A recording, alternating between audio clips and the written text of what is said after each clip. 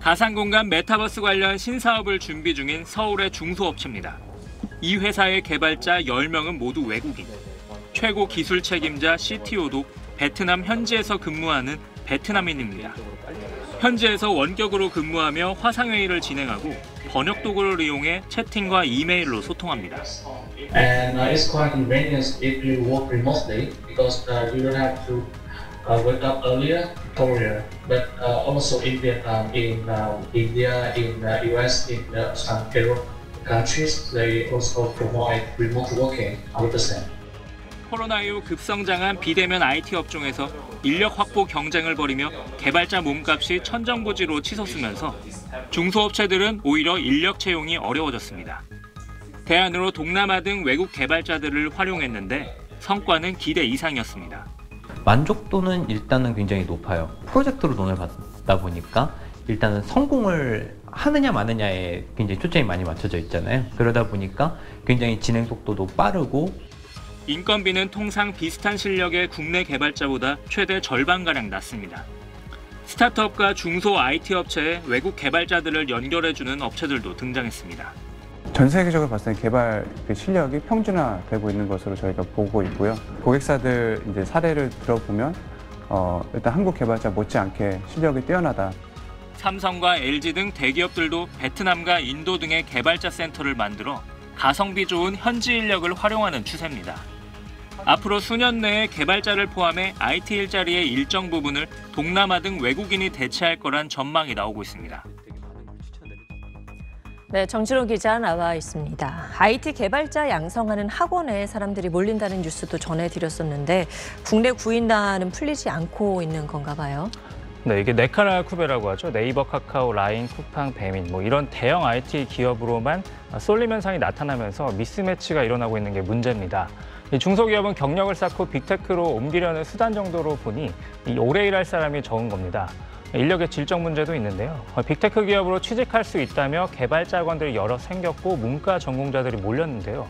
이 정부 지원으로 급하게 코딩 교육을 받은 비전공자들이 늘고는 있는데 이게 사실 기업들 수요는 높지 않습니다. 그러니까 중소업체들은 곧바로 투입할 수 있는 5년차 이상 중고급 개발자들을 구하는 게 매우 어렵게 되고 있는 겁니다. 네, 외국인 개발자 채용도 그래서 나온 걸 텐데 업무는 잘 되는 편이라고요? 네, 이게 프로그램 개발자들의 실력을 국가별로 나열한 지표가 있는데요. 보시면은 1위가 중국입니다. 한국은 22위인데 베트남이 23위입니다. 튀르키예나 인도도 큰 차이가 없습니다. 업무 성과 면에서는 외국 개발자들도 부족하지 않다는 겁니다. 제가 스타트업 사람들 만나보니 사람 구하기 어려운 상황에서 인건비 등 비용 절감까지 생각을 하면 동남아 개발자들의 이점이 적지 않다고 이야기를 합니다. 네, 일단 업계에서 필요한 인력을 구할 수 있어서 다행인데 사실 이게 우리 청년층 일자리 부족 문제로 좀 이어지진 않을까 그 부분이 걱정이네요. 예, 이게 언어 장벽이나 시차 등을 생각을 하면 외국인 개발자들이 갑자기 확 늘어나기는 어렵습니다. 하지만 이렇게 계속 값싼 외국 개발자들이 국내 업무를 가져가게 되면 앞으로 수년 내 국내 저임금 초보 개발자들은 일감이 줄어들 수도 있습니다. 중저가 개발 시장은 동남아 인력이 가져가고 국내에서는 인공지능 등 보다 첨단 기술을 다루는 시장에서 경쟁하게 될 거란 분석도 나오고 있습니다. 네, 알겠습니다. 정진호 기자 잘 들었습니다. 네, 친절한 경제 시간입니다. 오늘도 권혜리 기자와 함께하겠습니다. 안녕하세요. 안녕하세요. 네, 정부가 이 초고령 사회에 대비하기 위한 대책들을 좀 내놨는데 네. 눈에 좀 띄는 부분이 이 외국인을 활용하는 정책 이런 것까지 좀 다양한 내용들이 담겨 있는 게 눈에 띄더라고요. 네, 그렇습니다. 한마디로 현실적으로 생각하자는 방향입니다.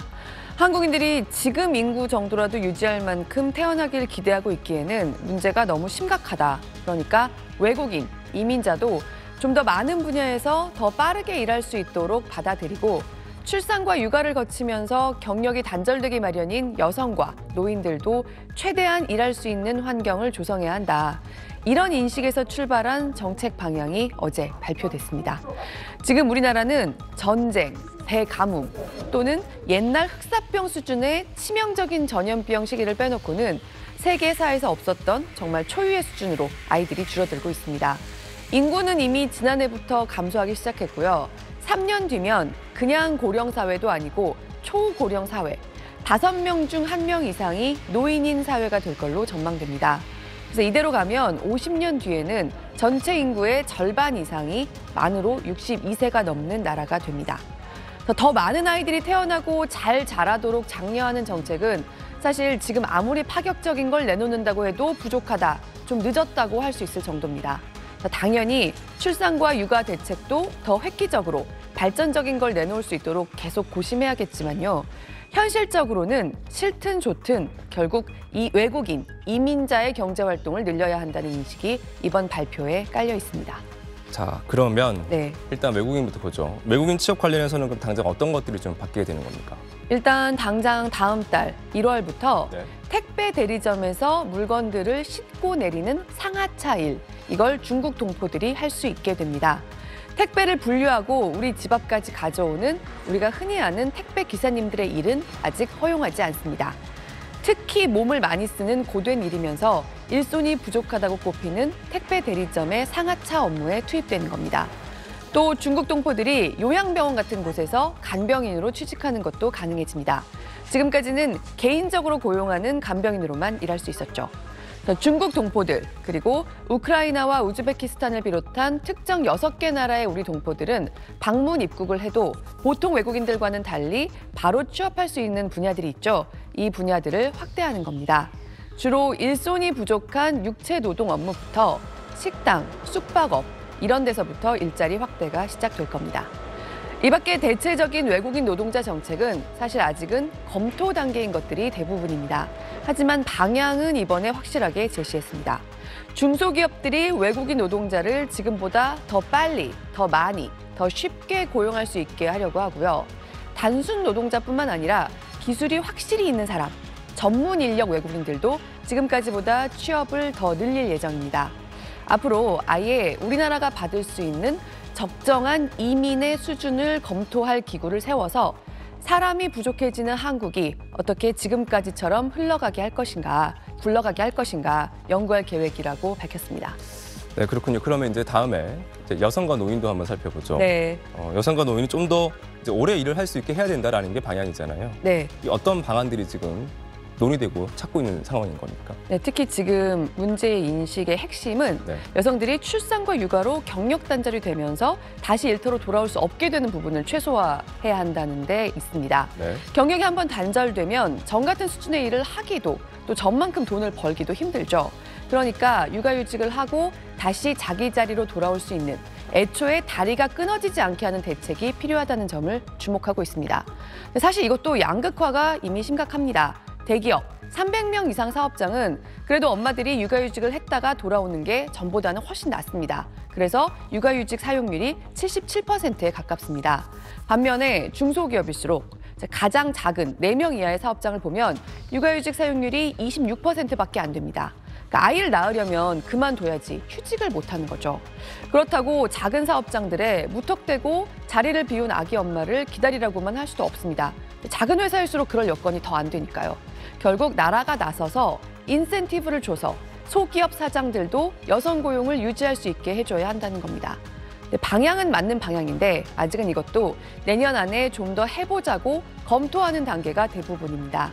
그러니까 방향만 발표해놓고 흐지부지 되지 않도록 사람이 줄어들고 있는 나라에서 일하고 싶어도 아이를 낳았다고 못하게 되는 여성은 없도록 해야 한다는 위기감이 구체적으로 충분히 반영된 정책들을 바로 시작해야 할 겁니다. 네, 나라가 뭐 지원해주고 이런 것도 되게 중요하겠지만 네. 그래도 왜 인식, 그러니까 여성들이 아이를 낳고 다시 마음 편안하게 돌아와서 마음 편안하게 일할 수 있는 또 그런 분들을 반길 수 있는 좀 그런 인식이 좀 더 확대되는 그래서 그런 문화가 정착됐으면 좋겠다는 생각도 함께 드네요. 네, 그런 부분도 정말 중요하죠. 그렇죠. 네, 잘 들었습니다. 고맙습니다. 고용노동부는 내년부터 비전문 분야에서 일하는 이구비자 외국인 노동자들에 대해 최대 10년간 재입국 없이 장기 근로가 가능하도록 특례 제도를 신설하기로 했습니다. 고용 허가제에 따라 동일 사업장에서 일정 기간 일하며 업무 숙련도를 높이고 한국어 능력까지 갖춘 경우입니다. 외국인들이 일할 수 있는 곳도 업종뿐 아니라 직종 기준으로도 확대됩니다. 외국인 근로자들은 제조업, 건설업, 서비스업, 농축산업, 어업 등의 분야에서 일할 수 있는데 특히 서비스업 내 고용 허가 분야를 일부 확대, 폐기물 수집과 운반, 식육 운송업 등에서 물건을 옮기는 상하차 업무 등이 가능해집니다. 또 외국인 유학생과 방문 취업 동포에 대해선 제외 업종을 제외하고 취업이 가능하도록 이른바 네거티브 방식을 도입하기로 했습니다.